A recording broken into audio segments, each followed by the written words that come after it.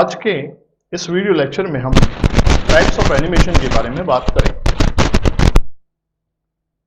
Animation एक वो शब्द है जिसके द्वारा हम एक कंप्यूटराइज्ड ऑब्जेक्ट के अंदर जान डाल देते हैं। जान डालने का मतलब यह है कि जिन सजीव वस्तुओं के अंदर एक्ट करने की पावर होती है, ठीक वैसे ही कंप्यूटराइज्ड ऑब्जेक्ट जो हैं वे ऐसे एक्ट करने लगते हैं कि उन्हें जो है आपके पास में सजीव के नजदीकी मान लिया जाता है, या कि वो रियलिस्टिक लगने लगते हैं। So that is the illusion created by the animation. ठीक है ना। अब ये कंप्यूटर एनिमेशन भी हो सकता है और ये एनिमेशन हैंड हेल्ड एनिमेशन भी हो सकता है, लेकिन हम आज जो बात करने वाले हैं टाइप्स ऑफ एनिमेशन की, वो कंप्यूटर एनिमेशन की ही बात करने वाले हैं। और इनको मुख्य दो कैटेगरीज में बांटा गया है, 2D एनिमेशन और 3D एनिमेशन। दोस्तों, जो 2 डायमेंशनल एनिमेशन है, ये शुरुआती दौर था जब एनिमेशन जो है वो आपके पास में क्रिएट हुआ।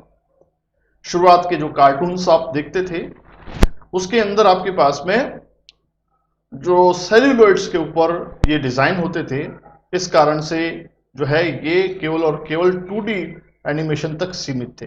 जैसे आप ग्राफ पेपर के ऊपर जो चार्ट बनाते हैं, ठीक है ना, इस तरह के आपके पास में जो चार्ट्स बनाते हैं आप, तो इनके अंदर आपके पास में 2 एक्सिस रहते हैं। एक एक्सिस एक्स रहता है, एक आपके पास में वाई एक्सिस रहता है। सो इस तरह से आपके पास में ये 2 ही एक्सिस रहते हैं, एक ये एक्सिस और एक ये एक्सिस। सो यहां पर आपके पास में और कोई आपके पास में जो है दूसरा एक्सिस नहीं रहता है। तो इस कारण से जो बनने वाले एनिमेशन थे वो 2D एनिमेशन जो है वो कहलाए आपके। ठीक है ना। देन लेटर ऑन जो है आपके पास में एक और एक्सिस को जो है काम में लिया गया, और इस प्रकार से जो है 3rd डायमेंशन के अंदर जो ऑब्जेक्ट्स बने उनमें रियलिस्टिक जो है प्रभाव उत्पन्न हुआ। ठीक है ना, क्योंकि उसमें एक शैडो इफेक्ट और आ जाता है, तो ऐसा इल्यूजन क्रिएट होता है कि आपके पास वो रियलिस्टिक जो है प्रभाव देने लगता है, 3D लगता है। तो इस तरह से हम बेसिकली इसे 2 कैटेगरी में बांटते हैं, एक 2 डायमेंशनल और एक 3 डायमेंशनल या मल्टी डायमेंशनल हम इसको कह सकते हैं। अब बात करते हैं 2D एनिमेशन की, कि 2D एनिमेशन जो है वो कितने प्रकार का है, उसकी कैटेगरी कितनी है, उसे कितनी भागों में बांटा जा सकता है। एग्जाम के पर्सपेक्टिव से हम अगर 2D एनिमेशन की बात करें तो इसे 2 मुख्य भागों में बांटा जा सकता है। पहला है सेल एनिमेशन और दूसरा है पाथ एनिमेशन। बात करें सेल एनिमेशन की, तो सेल एनिमेशन जैसा कि आप अपनी स्क्रीन के ऊपर देख पा रहे हैं, ठीक है, एक जो है बैकग्राउंड है उसमें कोई परिवर्तन नहीं हो रहा है, दैट इज स्टेशनरी। ये आपके पास में कोई परिवर्तन नहीं हो रहा है, लेकिन जो आपके पास में फ्रंट एंड है उसे एक ट्रांसपेरेंट प्लास्टिक की शीट जिसे सेल्यूलॉइड कहते हैं, जिसका नाम सेल पड़ा है, उसके आधार पर इसे बनाया गया है। अब एक एक्शन को बनाने के लिए कई सारे सेल्यूलॉइड्स को डिजाइन किया जाता है और फ्रेम बाय फ्रेम इन्हें आपके पास में एक साथ चलाया जाता है। ह्यूमन आई की आपके पास में जो समझने की या उसको आपके पास में प्रोसेसिंग करने की जो स्पीड है वह 1/15 सेकेंड आपके पास में है। ठीक है ना, यानी कि सेकेंड का जो 15वां हिस्सा है उसके अंदर वो उसको समझ जाता है। लेकिन अगर उससे अधिक की फ्रेम रेट के ऊपर, यानी कि 1 सेकेंड के अंदर आप 15 से ज्यादा, अगर आप 25 या 15 से 20 तक आपके पास में अगर आप फ्रेम्स को एक साथ चलाएंगे तो एक ह्यूमन माइंड को जो है इल्यूजन क्रिएट होता है और वो ये समझ नहीं पाता है कि आपके पास में क्या परिवर्तन हो रहा है। उसे लगता है कि एक ऑब्जेक्ट मूवमेंट हो रहा है। So this act of movement of this object is called animation. So ये सेल एनिमेशन जो है वो इस प्रकार से रहता है कि एक जो हाथ का मूवमेंट है, सपोज कि हाथ का मूवमेंट है, ठीक है ना, तो आपको इस हाथ के मूवमेंट को दिखाने के लिए कई सारे 1 2 3 4 5 6 7 8 9 10 इस तरह से आपको करीबन 20 से 22 फ्रेम्स को डिजाइन करना पड़ेगा ट्रांसपेरेंट शीट जिसे आप सेल्यूलॉइड कहते हैं उस पर। और उनको फ्रेम दर फ्रेम आपको चलाना पड़ेगा और स्टेशनरी रहेगा आपका background. So this is the cel animation. So यहां पर आपके पास में ये सेल एनिमेशन रहता है। अब जान लेते हैं जो हमने सेल एनिमेशन जाना है इसके हाइलाइट्स क्या हैं। So drawings are all made on celluloid. ठीक है, तो सेल्यूलॉइड्स के ऊपर ये सारी जितनी भी आपके पास में ड्राइंग्स होती हैं उनको बनाया जाता है। तो ड्राइंग्स जो हैं आपके पास में सेल्यूलॉइड का मतलब ये है कि ट्रांसपेरेंट जो है प्लास्टिक की शीट होती हैं, उनके ऊपर पहले हाथ से ड्राइंग्स की जाती थी और इस तरह से आपके पास में जो है एनिमेशन बनता था। आजकल ये सारा काम जो है कंप्यूटराइज्ड हो गया है। कंप्यूटर के बहुत सारे सॉफ्टवेयर्स जो हैं अवेलेबल हैं जिनकी मदद से आप ये काम कर सकते हैं। सो एक दूसरा पॉइंट हमने यहाँ पर डिस्कस किया कि जो बैकग्राउंड है वो रिमेन स्टेशनरी रहता है, यानी कि बैकग्राउंड में कोई भी प्रकार का परिवर्तन नहीं होता है, ये हमने देखा इसमें। और तीसरा हमने ये जाना कि multiple frames are designed on celluloid to create a single action. जो भी सिंगल एक्शन जैसा आप अपनी स्क्रीन के ऊपर देख पा रहे हैं उसके अंदर उस सिंगल एक्शन को क्रिएट करने के पर्पज से कई सारी जो है मल्टीपल फ्रेम्स जो है की फ्रेम्स जिसे आप कह सकते हैं उनको, यानी कि जितने आपके पास में सेल्यूलॉइड्स होंगे ज्यादा, उनको आपके पास में आपको डिजाइन किया जाता है। सो आप देख सकते हैं कि 2D एनिमेशन में सेल एनिमेशन जो है वो कितना कॉम्प्लिकेटेड जो एनिमेशन होता होगा। जितनी भी आपने पुरानी कार्टून्स देखे होंगे, सो अब आपको उन कार्टूनिस्ट या कार्टून बनाने वालों की मेहनत के ऊपर जो है गर्व हो रहा होगा कि उन्होंने जो है ये मेहनत कितनी की होगी।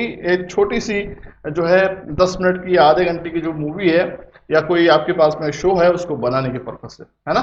सो ये है 3 वे मुख्य पॉइंट्स जिनकी मदद से हमने 2D एनिमेशन को देखा। सो 2D एनिमेशन के बाद में हम आते हैं 3D, माफ कीजिएगा, 2D एनिमेशन के बाद में हम आते हैं इसके दूसरे प्रकार की तरफ जिसका नाम है पाथ एनिमेशन। पाथ एनिमेशन में ये सेल एनिमेशन का ही एक दूसरा रूप है, लेकिन इसमें जो है पाथ जो है वो प्री डिटरमाइंड रहता है।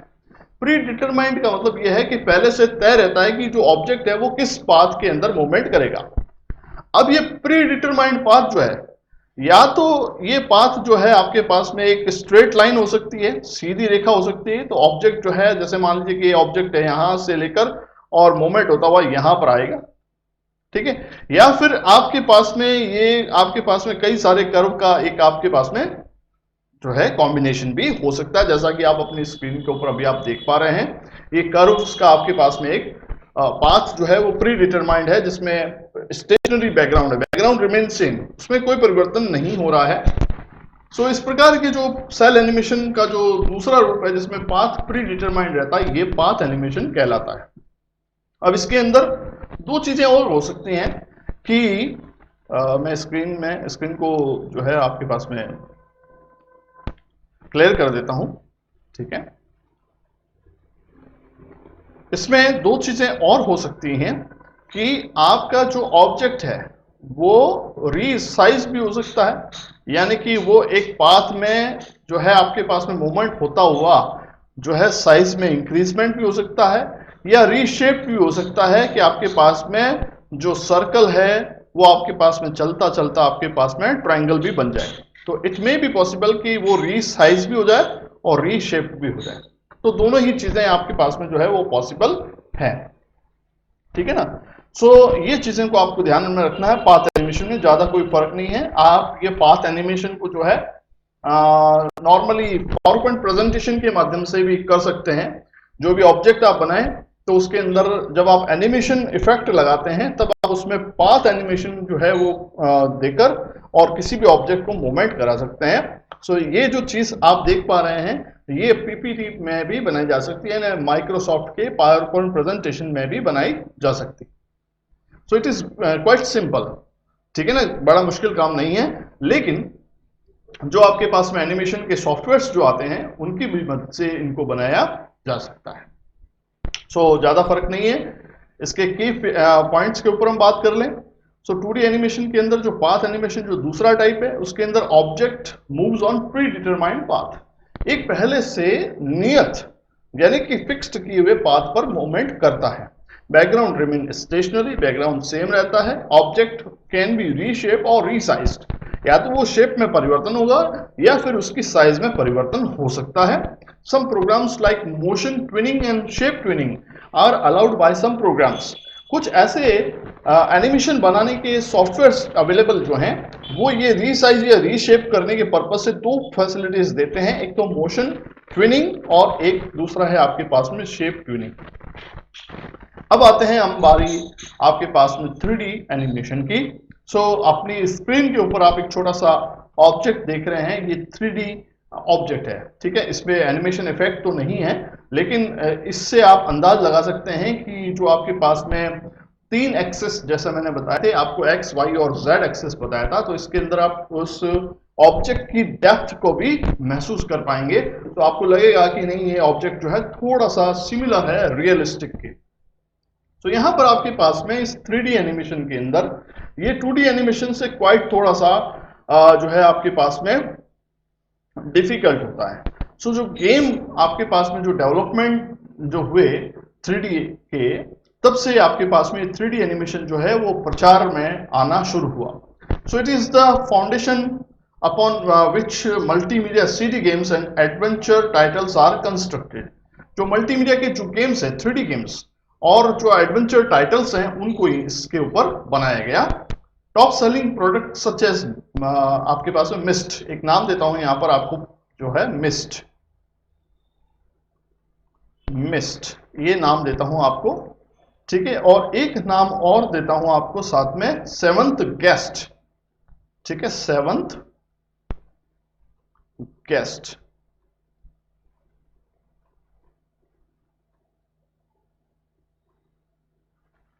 ये वो दो पॉपुलर आपके पास में गेम्स हैं, 3D गेम्स हैं, जिन्होंने जो है आपके पास में 3D एनिमेशन को जो है पॉपुलर बना दिया। इसके अंदर जो 3D गेम्स हैं वो इस प्रकार से आपके पास में डिजाइन किए गए थे कि जो आपका व्यूअर है, जो एनिमेशन को देखने वाला है, वो केवल और केवल डिक्टेटर नहीं रहे, वो आपके साथ में उसका पार्टिसिपेंट बनकर उस 3D एनिमेशन का मजा ले सके। जो एनिमेशन आप एंटरटेनमेंट के पर्पज से जो है बना रहे हैं, उसके अंदर यूजर जो है वो डिक्टेटर नहीं रहकर उसका पार्टिसिपेंट भी बन सकता है। यानी कि अब आप एक प्लेयर के बतौर डोर्स को ओपन कर सकते हैं, सीढ़ियां चढ़ सकते हैं, एक्सप्लोर कर सकते हैं, बहुत सारी चीजें जो उस गेम के अंदर ऑलरेडी डाली गई हैं। इस तरह से आपके पास में 3D एनिमेशन जो है वो थोड़ा सा एक लेवल अप हो जाता है 2D एनिमेशन के बतौर। अब 2D एनिमेशन जो है वो तो आपके पास में आपने जैसे देखा कि सेल एनिमेशन और पाथ एनिमेशन, जिसके अंदर सेल्यूलॉइड्स के ऊपर जो है वो डिजाइन होती थी जो भी डिजाइन्स हैं, लेकिन यहां पर ये थोड़ा सा कॉम्प्लेक्स हो जाता है क्योंकि इसके अंदर आपके पास में 3 चीजें इन्वॉल्व होती हैं। 3 steps are involved in this 3D animation. First is modeling, second is animation and third is rendering. जो मॉडलिंग वाला स्टेप है, मॉडलिंग वाले स्टेप में क्या होता है कि ग्रिड के ऊपर जो ऑब्जेक्ट है उसका आपके पास में जो डायमेंशंस हैं उनको सेट किया जाता है, ठीक है ना। और 3D ऑब्जेक्ट जो है आपके पास में उसकी ड्राइंग की जाती है। कहने का मतलब यह है कि 3D ऑब्जेक्ट कैसा बनेगा उसकी ड्राइंग जो है वो बेसिकली की जाती है। टॉप से वो कैसा दिखेगा, साइड से या क्रॉस सेक्शन से वो कैसा दिखेगा, ये सारा कुछ आपके पास में पॉइंट्स जो हैं वो सेट होते हैं ग्रिड के ऊपर। कहने का मतलब है we are defining the shape of the object, computerized object in this modelling section. सबसे पहला सेक्शन रहता है मॉडलिंग का, दूसरा सेक्शन रहता है एनिमेशन का। एनिमेशन के अंदर क्या रहता है कि आपके पास में जो है ऑब्जेक्ट जो है वो कैसे मोशन करेगा, यानी मूवमेंट क्या करेगा, एक्शन क्या करेगा, ये तय होता है। और इसके साथ साथ जो लाइटनिंग इफेक्ट्स हैं वो क्या परिवर्तित होंगे, ये सारी चीजें एनिमेशन के अंदर तय की जाती हैं। लास्ट फेज बचता है 3D एनिमेशन के अंदर, वो है रेंडरिंग का। रेंडरिंग के अंदर क्या रहता है कि मॉडल जो हमने बनाए हैं मॉडलिंग के फेज के अंदर और एनिमेशन में जो भी हमने चीजें इन्वॉल्व की हैं वो दोनों का एग्जीक्यूशन जो है वो रेंडरिंग कहलाता है। और इस रेंडरिंग के अंदर ऑब्जेक्ट के ऊपर एट्रीब्यूट्स जो है वो तय किए जाते हैं, दैट इज उसको कलर देना, ठीक है ना, उसके अंदर आपके पास में सरफेस या टेक्सचर जो है वो इन्वॉल्व करना है, और ट्रांसपेरेंसी कितनी रहेगी, ये सारी चीजें जो है वो आपके पास में तय रहती हैं। तो इसके लिए मैं आपको जो है दो सॉफ्टवेयर्स जो है वो बता रहा हूँ। तो एनिमेशन जो 3D आप बनाएंगे, या आपके पास में जो बनाया जाता है, जैसे आप एग्जाम में लिखेंगे तो उसके अंदर उसकी जो टेस्टिंग होती है वो आप किस में कर सकते हैं, तो उसके लिए क्विकर करके एक सॉफ्टवेयर है, क्विकर, ठीक है ना, वो यूज होता है। उसके अलावा स्टार्टा प्रो 3D का यूटिलाइजेशन होता है, स्वीवर 3D, SWIVER, स्वीवर 3D और 3D स्टूडियो, ये करके 4 सॉफ्टवेयर्स हैं जिनकी मदद से इसकी टेस्टिंग की जाती है। सो आपको घबराने की जरूरत नहीं है। जो मटेरियल मैं यहाँ पर आप सभी के साथ में डिस्कस कर रहा हूँ, वो सारा डिस्कस्ड मटेरियल आपको जो है नीचे दिए गए लिंक के अंदर मिल जाएगा। आपको सिर्फ कॉन्सेप्ट समझना है और दिए गए लिंक पर जाकर आपको उसकी मटेरियल को देखना है और उसको उससे आपकी तैयारी करनी है। आई होप कि ये जो आज का वीडियो लेक्चर है, इसमें मैंने आपको वो महत्वपूर्ण चीजें आप सभी के साथ में डिस्कस की, एनिमेशन के बारे में आपको जो है ओवरव्यू दे सकती हैं, क्योंकि एनिमेशन जो है वो छोटी सी चीज नहीं है जिसे एक दिन में समझा जा सकता है, लेकिन एग्जाम के पर्सपेक्टिव से ये बहुत महत्वपूर्ण चीजें हैं कि एनिमेशन के कितने टाइप्स हैं, सेल एनिमेशन क्या होता है, पाथ एनिमेशन किस तरह से होता है, और 3D एनिमेशन के विद 3 स्टेप्स कौन कौन से उनको भी हमने देखा। I hope you like this video very much, and अगर आपने जो है चैनल को सब्सक्राइब नहीं किया है, please subscribe this channel so that कि आप शेयर करेंगे तो और भी जो नीडफुल पर्सन्स हैं, स्टूडेंट्स हैं, उनको भी ये वीडियोस मिलेंगे और वो भी इससे आपके पास में लाभान्वित होंगे। Thank you and best of luck all of you.